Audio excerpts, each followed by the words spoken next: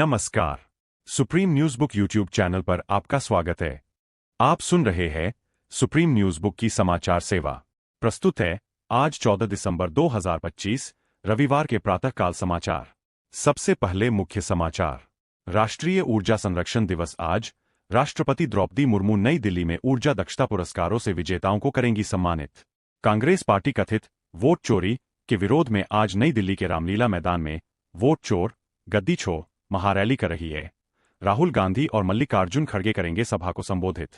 भारतीय रुपया अमेरिकी डॉलर के मुकाबले ऐतिहासिक रूप से 90.47 के रिकॉर्ड निचले स्तर पर पहुंचा।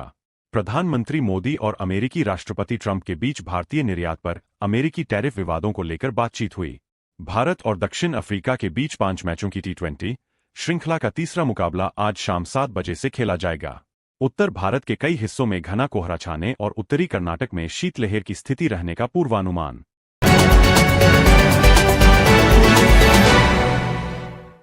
अब समाचार विस्तार से। देश भर में आज राष्ट्रीय ऊर्जा संरक्षण दिवस मनाया जा रहा है।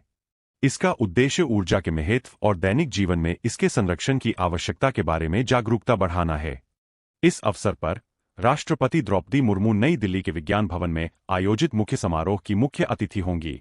वह राष्ट्रीय ऊर्जा संरक्षण पुरस्कार NECA 2025 और राष्ट्रीय चित्रकला प्रतियोगिता के विजेताओं को सम्मानित करेंगी, जो ऊर्जा दक्षता के क्षेत्र में राष्ट्र के प्रयासों को रेखांकित करेगा।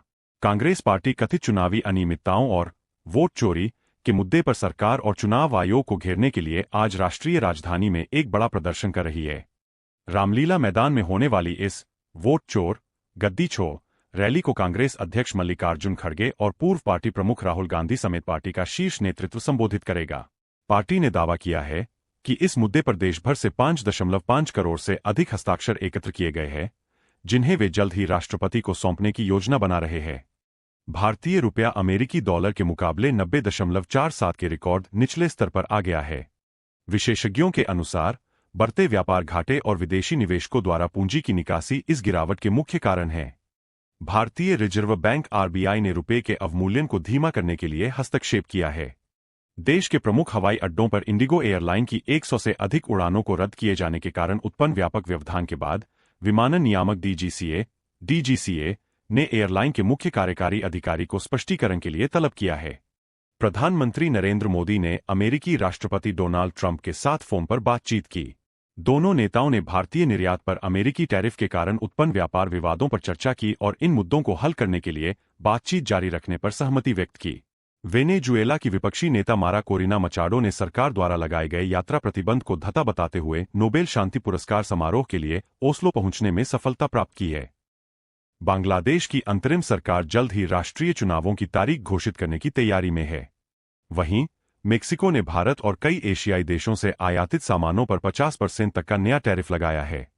भारत और दक्षिण अफ्रीका के बीच खेली जा रही 5 मैचों की T20 अंतर्राष्ट्रीय श्रृंखला का तीसरा मुकाबला आज धर्मशाला में शाम 7 बजे से खेला जाएगा। यह श्रृंखला 1-1 की बराबरी पर है। अंत में मुख्य समाचार एक बार फिर। राष्ट्रीय ऊर्जा संरक्षण दिवस आज। राष्ट्रपति द्रौपदी मुर्मू नई दिल्ली में ऊर्जा दक्षता पुरस्कारों से विजेताओं को करेंगी सम्मानित। कांग्रेस पार्टी कथित वोट चोरी के विरोध में आज नई दिल्ली के रामलीला मैदान में वोट चोर गद्दी छो महारैली कर रही है। राहुल गांधी और मल्लिकार्जुन खड़गे करेंगे सभा को संबोधित। भारतीय रुपया अमेरिकी डॉलर के मुकाबले ऐतिहासिक रूप से 90.47 के रिकॉर्ड निचले स्तर पर पहुंचा। प्रधानमंत्री मोदी और अमेरिकी राष्ट्रपति ट्रंप के बीच भारतीय निर्यात पर अमेरिकी टैरिफ विवादों को लेकर बातचीत हुई। भारत और दक्षिण अफ्रीका के बीच 5 मैचों की T20 श्रृंखला का तीसरा मुकाबला आज शाम 7 बजे से खेला जाएगा। उत्तर भारत के कई हिस्सों में घना कोहरा छाने और उत्तरी कर्नाटक में शीतलहर की स्थिति रहने का पूर्वानुमान। इसके साथ ही सुप्रीम न्यूज बुक का यह प्रातःकाल समाचार बुलेटिन समाप्त हुआ। देश दुनिया की तमाम बड़ी खबरों के लिए जुड़े रहिए supreme news book YouTube channel के साथ। नमस्कार। जय हिंद, जय भारत।